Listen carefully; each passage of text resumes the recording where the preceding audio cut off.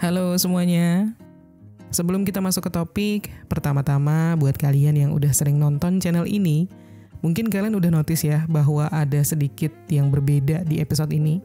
Yes, aku coba pasang background music lagi, karena udah ada beberapa dari kalian nih yang nyaranin juga. Jadi setelah dengerin, boleh banget kasih tahu pendapat kalian ya. Lebih suka yang clear, mentah kayak episode-episode kemarin tanpa musik sama sekali, atau lebih oke yang pakai musik kayak gini? Nanti komen di bawah, oke? Nah, by the way, aku punya pertanyaan nih buat kalian. Seberapa sering kalian ngerasa nggak belanja yang aneh-aneh, nggak beli barang mewah atau yang mahal, nggak hedon juga, tapi tetap aja duit kalian cepat habis, saldo rekening udah tipis sebelum gajian lagi? Nah, itu bisa jadi bukan karena kalian boros secara kasar, tapi boros secara halus. Alias uang kalian bocor pelan-pelan lewat kebiasaan-kebiasaan kecil yang kelihatannya sepele. Sering kalian lakuin tanpa sadar, tapi kalau dikumpulin ternyata lumayan juga nilainya. Itulah yang bakal kita obrolin di episode kali ini, bocor alus keuangan. Bukan bocor alus politik ya. Anyway, let's go, kita mulai. Pemborosan yang pertama yaitu jajan minuman kekinian yang tanpa sadar udah kayak daily routine.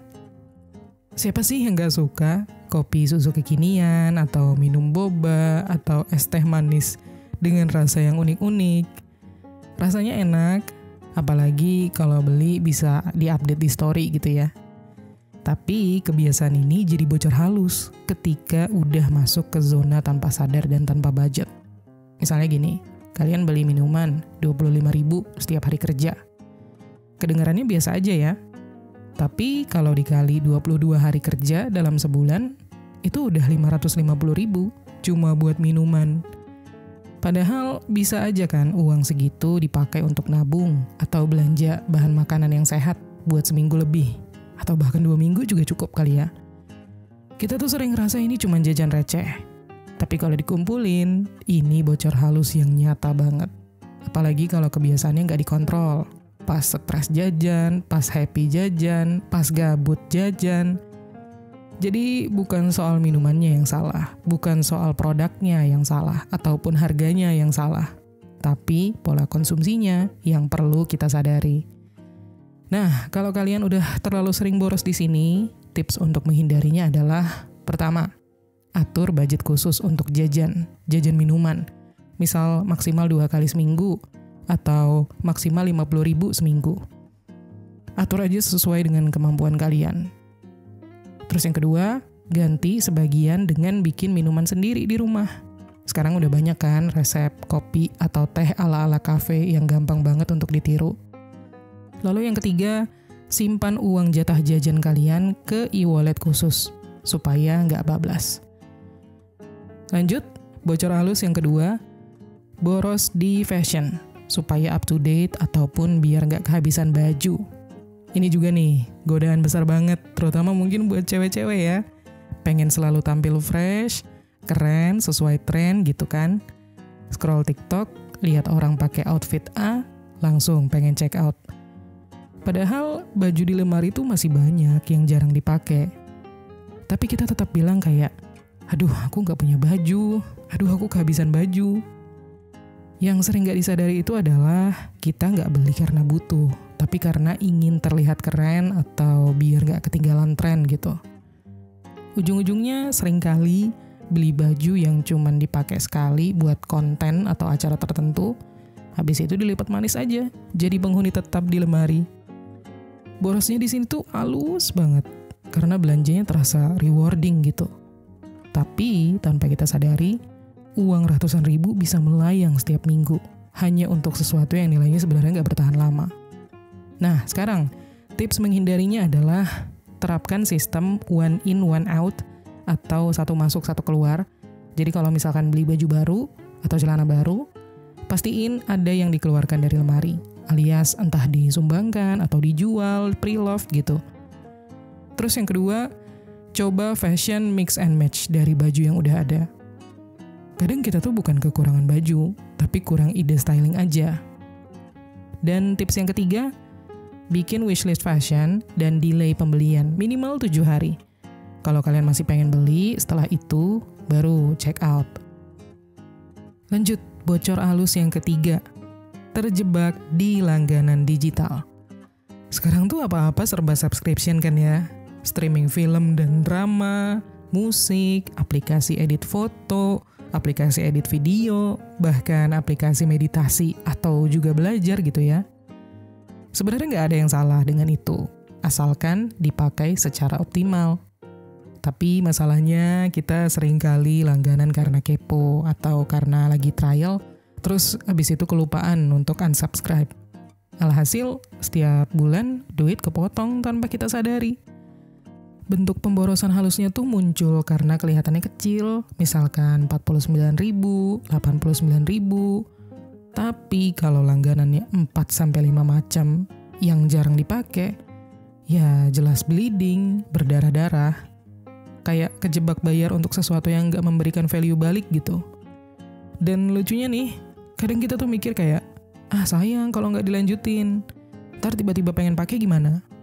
Padahal ya, udah jarang banget dipakai juga gitu. Ini mirip-mirip kayak punya membership gym, tapi nggak pernah datang. Nah, buat kalian yang pengen menghindari kebiasaan buruk ini, cara menghindarinya adalah dengan pertama, cek dan audit semua subscription minimal sebulan sekali. Setelah itu, pastikan bahwa kalian pakai reminder untuk masa trial, supaya nanti kalian bisa batalin sebelum kepotong otomatis lagi. Lalu, gabung akun keluarga atau bareng teman kalau memungkinkan, supaya hemat dan tetap bisa akses kalau kalian mau. Lanjut, bocor halus yang keempat. Tagihan rumah jarang dievaluasi. Nah, ini salah satu contoh pemborosan yang super halus tapi bisa kejadian di hampir semua rumah. Kita bayar listrik, air, internet, kadang ada TV kabel juga, tapi nggak pernah benar-benar dicek detailnya gitu ya. Pokoknya selama masih bisa bayar tagihan, ya udah dibayar aja gitu. Padahal bisa jadi loh, ada kebocoran yang nggak disadari. Contoh, AC nyala terus walaupun nggak dipakai. Dispenser galon terus hidup 24 jam, padahal bisa dimatiin kalau malam. Atau wifi langganan yang super cepat, tapi jarang dipakai buat nonton atau download yang berat-berat. Jadi, borosnya bukan karena kebutuhan, tapi karena nggak sadar ataupun males evaluasi. Dan yang lebih nyesek tuh, kadang kita bisa dapat layanan atau provider lain yang lebih hemat atau lebih cocok. Tapi karena udah nyaman atau males ribet, ya tetap kita bayar yang mahal. Jadi sekarang cara menghindari atau mengubah kebiasaan ini adalah pertama, cek tagihan bulanan dan bandingkan tren pemakaian kalian setiap bulan. Kalau tiba-tiba naik, cari tahu penyebabnya apa. Terus yang kedua, evaluasi paket internet ataupun TV kabel kalian. Bisa jadi ada yang lebih murah sesuai dengan kebutuhan. Dan biasakan disiplin untuk matiin alat elektronik yang nggak dipakai, walaupun kesannya cuma sedikit listriknya. Next, bocor halus yang kelima. Males masak, pesan makanan terus, atau beli di luar terus gitu. Kalau ini sih relatable banget ya, biasanya buat anak-anak kosan atau pekerja yang sibuk atau yang tinggalnya sendiri. Awalnya sih niatnya mau efisiensi waktu, karena udah capek masak juga, jadi mending pesan gitu, atau beli di luar. Tapi lama-lama, tiap kali lapar, langsung yang dibuka aplikasi ojek online. Kalau habis gajian sekali 2 kali, oke lah masih aman gitu ya. Tapi kalau udah jadi kebiasaan harian, nah itu yang bahaya, karena bisa menguras tabungan tanpa ampun. Taruhlah setiap kali pesan makanan itu sekitar 40.000 rata-rata. Kalau sehari 2 kali, berarti udah 80.000 kan? Dalam seminggu, bisa habis lebih dari 500 juta hanya untuk makan aja. Padahal kalau masak sendiri, bisa lebih hemat setengahnya dan dapat porsi yang lebih banyak juga. Yang tricky di sini adalah rasa nyaman dan kecepatannya ya, praktis juga. Tapi itu yang bikin kita nggak sadar kalau ini termasuk bentuk bocor halus. Dan efek samping lainnya tuh, kadang kita jadi males untuk makan makanan yang sehat, karena terlalu sering pilih yang praktis dan cepat aja. Jadi sebenarnya banyak ruginya ya kalau terlalu keseringan. Oleh karena itu, cara untuk mengubah kebiasaan ini adalah dengan pertama, siapin meal plan atau masak stok mingguan. Jadi kalian nggak perlu masak tiap hari dari nol. Terus yang kedua, kalau kalian memang nggak sempat masak, coba opsi semi instan yang sehat kayak frozen food rumahan atau meal prep aja. Dan boleh pesan makanan, tapi tentukan budget mingguan dan batas maksimalnya. Dan jangan lupa patuhi itu. Jangan curi-curi, misalnya hari Rabu 100.000 udah kepake semua, terus hari Jumat kalian pengen beli makan di luar, jangan ambil duit dari pos lain gitu ya. Next, bocor halus yang keenam, lebih memilih merek mahal untuk kebutuhan dasar. Nah, ini menarik, karena kadang kita beli sabun, sampo, deterjen, sabun cuci piring, skincare, selalu yang mereknya paling terkenal atau yang paling premium. Bukan karena benar-benar butuh kualitas itu, tapi karena ngerasa yang mahal itu pasti bagus. Padahal kenyataannya kan nggak selalu begitu ya. Misalnya nih, beli sabun cuci piring harganya 2 kali lipat. Padahal yang standar juga bisa bersihin dengan sama efektifnya. Atau beli tisu yang brand internasional hanya karena tampilannya lebih estetik. Yang kayak gini, borosnya nggak langsung kelihatan. Tapi kalau kita kalikan jumlah produk dan frekuensi belanja, ya berasa juga gitu ya. Dan kadang tuh tanpa sadar kita juga kebawa ego. Pengen produk yang lebih keren, lebih bermerek, padahal fungsi dasarnya sama. Jadi ya itu tadi sekali lagi, bukan salah produknya, tapi keseringan beli versi yang mahal padahal nggak benar-benar butuh, itu yang bikin dompet kita bocor. Nah, kalau kalian relate sama yang satu ini, cara menghindarinya adalah bedakan mana kebutuhan, mana gengsi. Boleh kok pakai yang premium, tapi pastikan kalau itu ada value tambahannya buat kalian. Selain itu, coba produk alternatif yang lebih murah dan fungsinya sama. Banyak banget yang underrated tapi bagus. Dan beli kebutuhan dasar dalam ukuran besar atau kemasan refill aja, supaya lebih hemat dalam jangka panjang. Lanjut, bocor halus yang ke-7, tergoda review jajan di media sosial. Nah, ini nih, sering gak sih kalian ngalamin juga? Kayak lagi scroll-scroll nih, nyantai gitu ya. Terus muncul video yang nyobain cemilan lucu dari minimarket atau kue kekinian yang meleleh-meleleh gitu. Terus kita langsung mikir kayak, wah kayaknya harus coba deh. Padahal tadinya gak lapar, gak kepikiran jajan juga. Ini nih yang dinamakan belanja karena FOMO, bukan karena butuh. Sekarang tuh algoritma media sosial makin pintar kan? Semakin sering kita melihat konten makanan, maka makin sering juga konten-konten yang kayak gitu muncul. Dan karena tampilannya menggoda, seolah-olah kalau kita belum nyobain, kita kayak ketinggalan zaman. Tapi yang sering terjadi adalah, pas udah beli ternyata rasanya biasa-biasa aja. Nggak sesuai sama ekspektasi, tapi udah keburu boros. Tapi borosnya tuh terasa halus banget, karena kita ngerasa cuman coba-coba kok, atau murah ini mah. Tapi coba deh, dalam sebulan kalian bisa check out berapa kali, gara-gara konten review makanan. Nah, sekarang tips untuk mengobati kebiasaan ini adalah, save dulu makanan yang pengen kalian cobain, tapi tahan minimal 3 hari. Nanti kalau kalian masih kepikiran, baru coba beli. Selain itu, sebisa mungkin nih, cari review dari lebih dari satu akun. Biar kalian gak tergoda sama satu konten doang yang terlalu overhype, yang terlalu banyak likes-nya, yang terlalu gede views-nya gitu. Dan juga tentukan budget khusus untuk jajan-jajan iseng kayak gini. Kalau itu udah habis, ya stop sampai bulan depan. Lanjut, bocor halus yang ke-8. Mengabaikan kebiasaan hemat yang kecil tapi ngaruh. Ini nih yang sering banget dianggap sepele. Hal-hal kecil kayak matiin lampu, bawa botol minum sendiri, bawa bekal, bawa tas belanja sendiri. Soalnya karena kayak sepele gitu ya, kecil, kita sering mikir, ngaruhnya apa sih? Padahal justru hal-hal yang kayak gini yang kalau konsisten bisa memberikan penghematan yang lumayan banget dalam jangka panjang. Contohnya, bawa botol minum sendiri. mungkin kalian bisa hemat 5.000 sampai 10.000 per hari. Kalau dibawa terus selama sebulan, itu udah hemat sekitar 150.000 sampai 300.000. Kalau kalian keluar setiap hari sih. Belum lagi bawa bekal makan siang yang bisa mengurangi pengeluaran harian sampai setengahnya. Masalahnya karena ini kebiasaan yang kelihatannya remeh, banyak dari kita yang memilih untuk nggak melakukannya gitu ya. Padahal justru ini senjata utama loh untuk bisa bertahan di tengah biaya hidup yang makin naik tiap tahun. Nah, jadi cara untuk memperbaiki kebiasaan seperti ini, pertama, jangan remehkan penghematan kecil. Karena nggak bisa dilihat dari jumlahnya ya. Konsistensi kalian lah yang bisa membuat hasilnya jadi besar.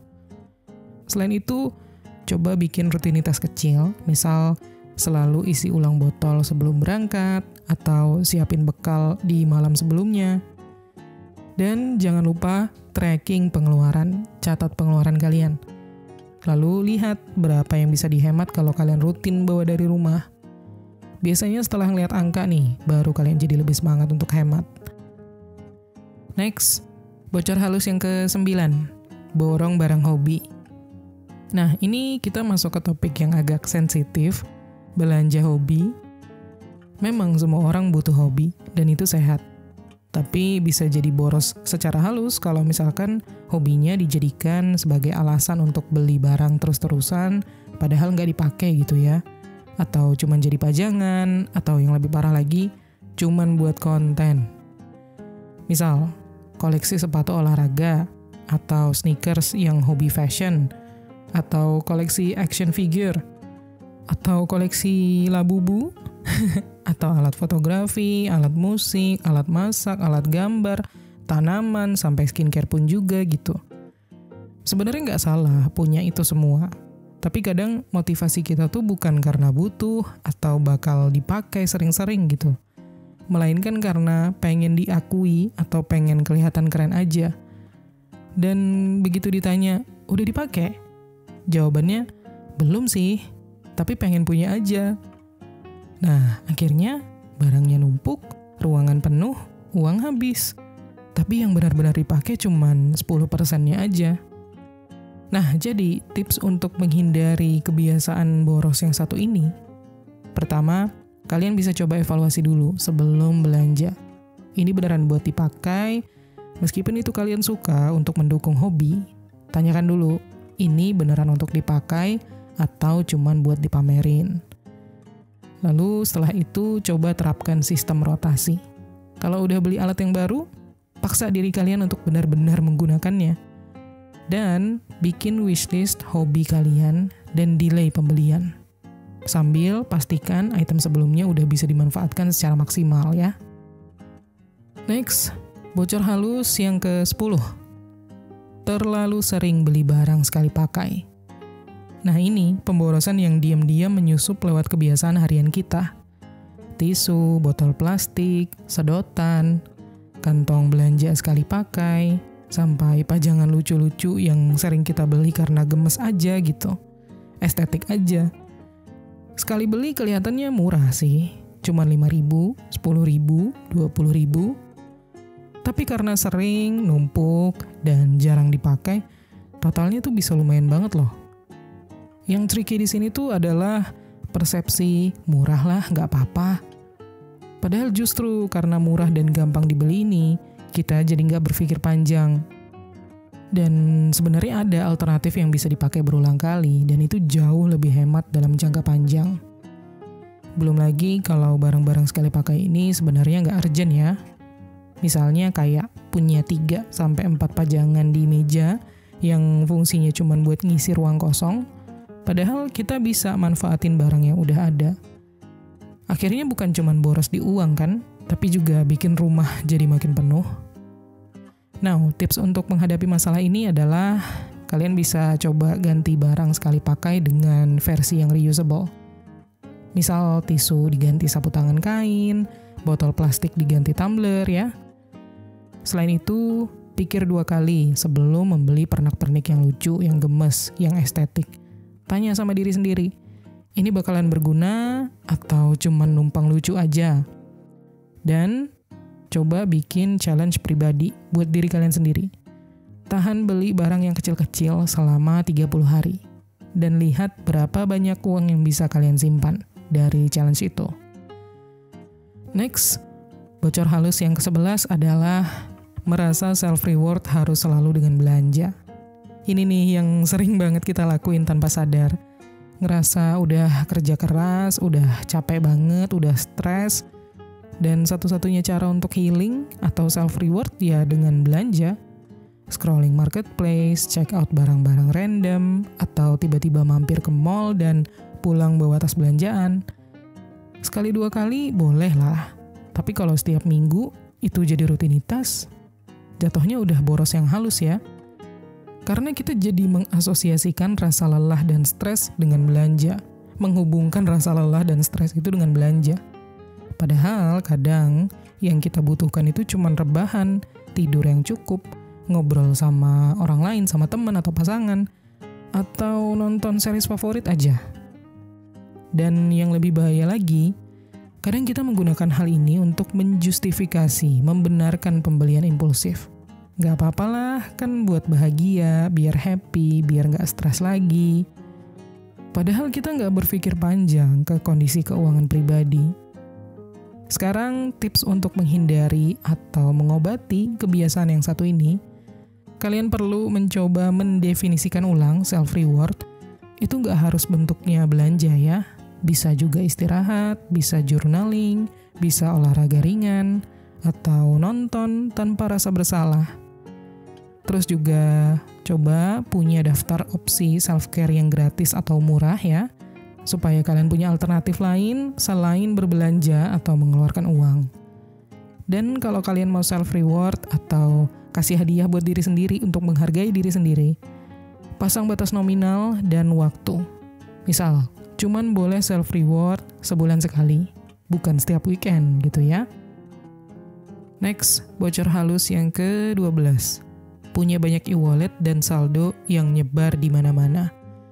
Ayo, siapa di antara kalian yang e-walletnya lebih dari 3? GoPay, OVO, Dana, ShopeePay, Link Aja, bahkan kadang punya e-wallet dari merchant tertentu juga.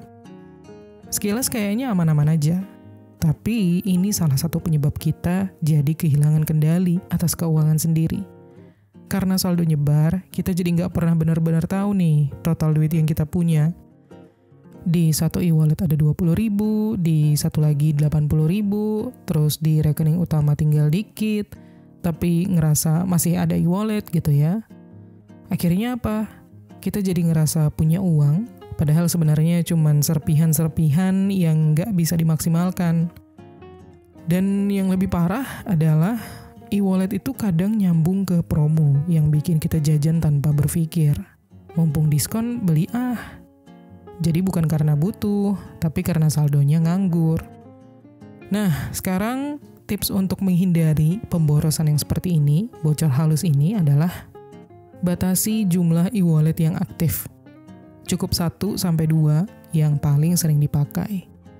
Lalu rutin tarik atau kosongkan saldo e-wallet kalian setiap minggu supaya semua uang bisa terpantau dari satu tempat.